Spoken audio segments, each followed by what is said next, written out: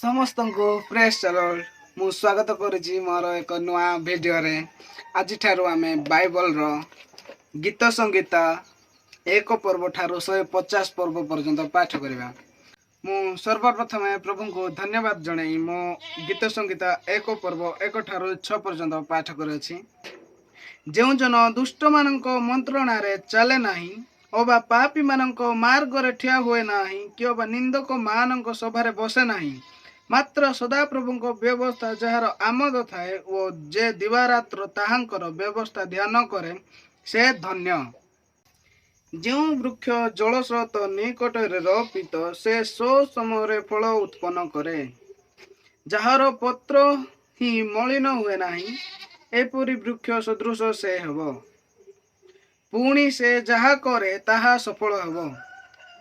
दुष्ट माने से प्रकार नुहंती मात्र वायु द्वारा चालित तुसु तुल्य अटंती। एहेतु दुष्ट माने विचार स्थान रे अबा पापी माने धार्मिक मानक मंडली रे ठिया हेबे नाही कारण सदा प्रभु धार्मिक मानक पथ जानती मात्र दुष्ट मानक पथ विनष्ट हब।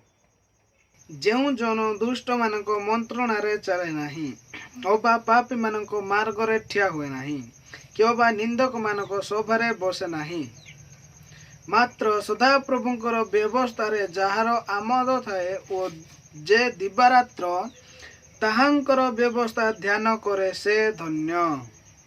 माने जो लोक दुष्ट मानक कहवा कथा रे चलेनी कि पापी मानक मार्ग रे रास्ता रे ठिया हुएनी क्यों बा कि निंदा करुथिबा लोक मानक सभारे बसेनी मात्र सदा प्रभुंकर जे दिवारात्र प्रार्थना ध्यान करे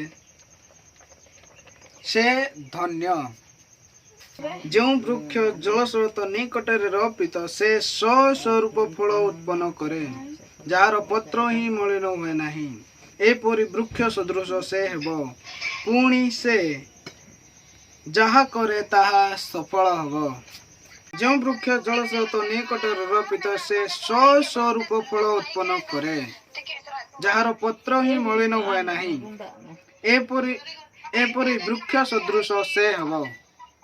यार अर्थ कि जो गछ पानी पाखरे उठी थिव से ता टाइम को टाइम फल उत्पन्न करिवम पुणी से जहा करे ताहा सफल हब। से वृक्ष सदृश से हब पुणी से जहा करिवो ताहा सफल हब। आमेन। ए छोट वाक्य पढ़िथिबार प्रभु आम मानकु समस्त को आशीर्वाद करंतु। ए वाक्य शिखिथिबार बुझिथिबार प्रभु समस्त को आशीर्वाद करिके समस्त को प्रेस लॉर्ड।